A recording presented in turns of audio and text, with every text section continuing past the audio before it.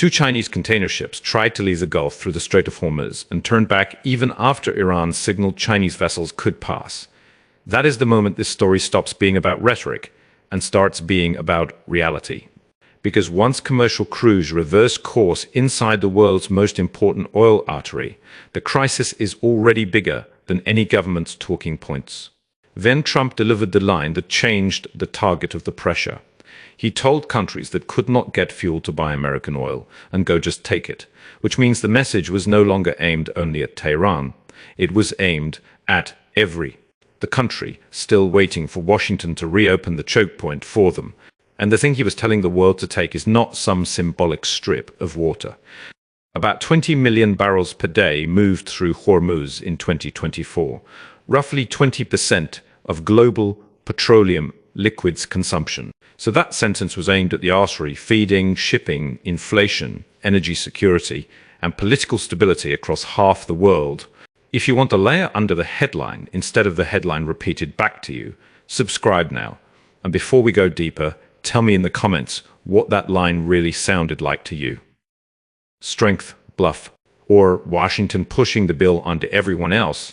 But here is the real question under the title. Was Trump threatening Iran into backing down? Or was he warning allies and importers that if they want this artery reopened, they are the ones who may have to pay for it? Now, the market heard the danger immediately. US crude briefly topped $114 per barrel because the second Hormuz starts behaving like a live chokehold instead of a stable route. The price becomes the first global language of fear, and fear spreads faster than warships. That is why this title is not really about one outrageous sentence. It is about a transfer of burden. Iran still sits at the center of the confrontation, but the cost of fixing that confrontation is being pushed outward onto economies, alliances, consumers, shipping networks, and governments that thought they could stay one step removed from the blast zone. Trump made that transfer explicit when he said other countries should come in and protect their own territory. That phrase is the tell, because the Strait is not their territory in the normal sense. What he meant was that if their prosperity depends on this waterway, then the risk of securing it should be treated as theirs too. That is the pressure shift in one sentence. The White House can still threaten Iran, but at the same time it is signaling to everyone dependent on Gulf energy that American protection is no longer supposed to feel free, automatic, or limitless. And once that signal is sent publicly, the meaning changes for every audience at once. Tehran hears coercion, the allies hear conditional loyalty, markets hear instability, importers hear scarcity. Ordinary viewers hear a single line and suddenly realize the danger is no longer contained inside Iran. That also kills the easiest escape route in Trump's framing. It is true that only a relatively small share of U.S. oil imports comes directly from the Persian Gulf, but Americans still get hit when oil prices jump globally, because gasoline, diesel, freight, and everything stacked on top of them are priced inside one market, not inside one patriotic slogan. So buy American oil is not a serious solution to Hormuz. It is political repositioning. It tells American viewers that the country is insulated while telling foreign buyers that if they are more exposed than the U.S., then they should be more willing to carry military, diplomatic, and economic risk. That is why the line felt so aggressive. It fused pressure and salesmanship into the same sentence. Buy our supply, take your own risk. Stop looking at Washington like the old guarantee still applies. Trump did not leave that implied. He told outside countries they would have to learn how to fight for themselves and that the United States would not be there to help them anymore the way it had before, which turns a shipping crisis into something much bigger, an open warning that American security support now comes with a harder price. That is not traditional burden-sharing language. Burden-sharing says, help us.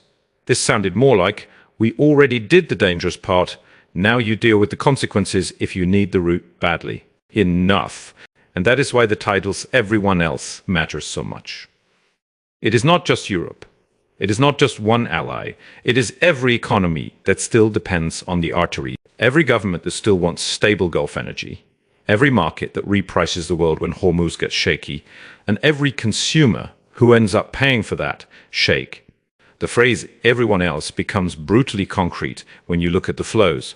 About 83% of the LNG moving through Hormuz in 2024 went to Asian markets, which means the heaviest exposure sits with countries that cannot posture their way out of this route. They need it open, stable, and insurable, whether Washington feels less directly dependent or not. Now, the map of the pressure is clear. Asia carries huge exposure because it consumes the route. Europe fears another imported energy shock because price contagion never asks permission. Gulf states live beside the fire, and American voters still take the hit at the pump even while being told this is mostly someone else's problem. That is what makes the message so cold. Trump was not just describing a crisis, he was reassigning ownership of the pain inside it. And if that sounds ruthless, it is because Hormuz is the perfect place to do it. A choke point lets you pressure multiple audiences at once. You can threaten your enemy, squeeze your allies, signal your domestic base, and unsettle world markets without ever needing every ship to stop moving at the same time. That last part is critical. Tehran does not need a theatrical foreclosure to create strategic panic. It only needs enough selectivity, enough ambiguity, and enough danger that commercial traffic starts behaving like those. Chinese ships did hesitating, rerouting, or turning back because no captain wants to be the vessel that proves the threat was real. That question blows straight through the official story. If Iran has really been degraded as badly as Washington claims, why is Tehran still able to hold the one point on the map that can rattle world energy, shake insurers, scare shipping, and drag the White House into more extreme public language every few days? Because geography can survive punishment longer than narratives can, a state can be weakened in the air and still retain enough positional leverage to poison a narrow corridor with fear. Commercial traffic does not wait for military press conferences. It reacts to survival odds.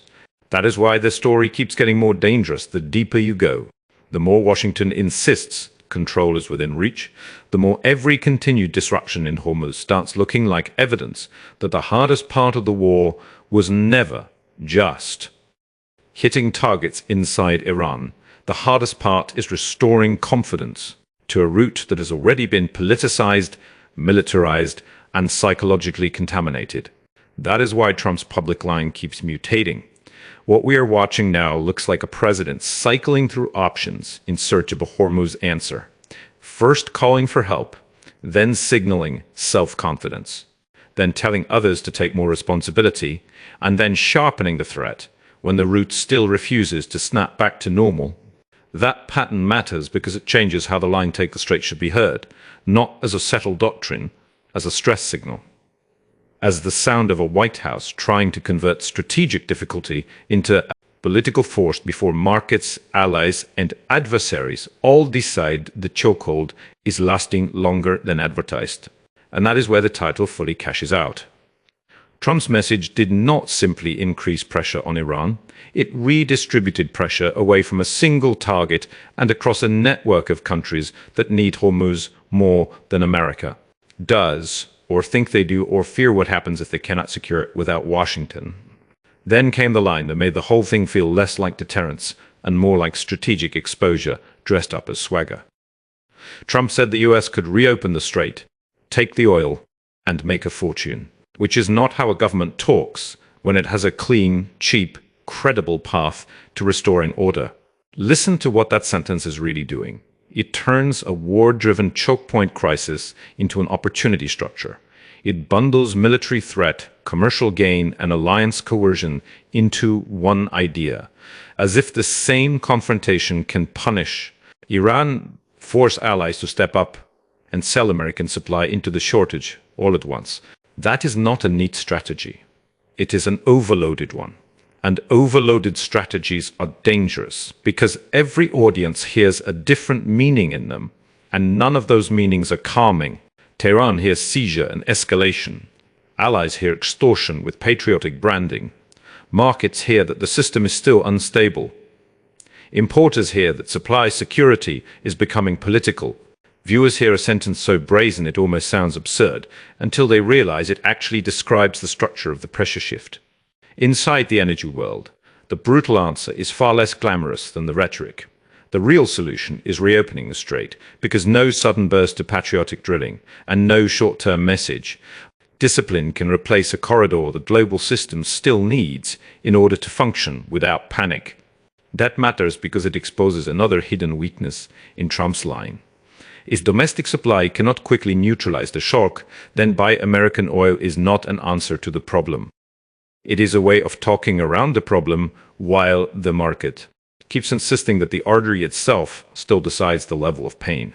And that is exactly why the pressure is being spread around. If Washington cannot cheaply restore normal traffic, then the next best move is to make the countries most dependent on that traffic feel that they have more to lose by hesitating than by joining the effort to secure it. This is what the safest version of the story always misses. The safe version says Trump is frustrated with allies. That is too small. The real version is that he is trying to convert unequal dependence into leverage, using the fact that others need Hormuz more to force them into greater strategic exposure. That is why protect their own territory was such a loaded phrase. It was not about legal geography. It was about dependency geography. It meant if this route keeps your economy alive, then stop pretending the fire belongs to someone else. And notice what that does to the moral map of the crisis. Countries that refuse to join the war are now being told they may still have to help stabilize its consequences. Countries that wanted cheap energy without direct confrontation are being told the two may no longer be separable. Countries that counted on U.S. naval dominance are now being warned that dominance might be conditional. That is a much bigger story than a social media post. It means the Hormuz crisis is becoming a test case for how American power under Trump treats partners in a live strategic emergency, not as passive beneficiaries, not as sympathetic observers, as parties who may be told to enter the danger zone if their interests are large enough. Bring that back to the civilian crews at the beginning.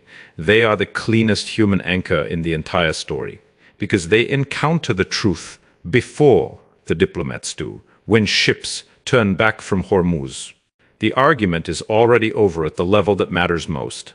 Confidence is broken. Permission is conditional. Exposure is political. That is why the opening scene was so important. Those ships were not just cargo movements. They were proof that the waterway had stopped behaving like neutral infrastructure and started behaving like a political. Filter one, where your flag, your cargo, your state relationships, and the risk appetite of your operator all suddenly matter. And once a choke point becomes a political filter, a superpower faces an ugly menu. Escalate harder and risk widening the war. Accept prolonged disruption and take the economic damage. Or tell the rest of the world that since they need the artery more than America does, they can start carrying more of the burden themselves. That third option is the real meaning of the title. Not peace, not resolution, redistribution.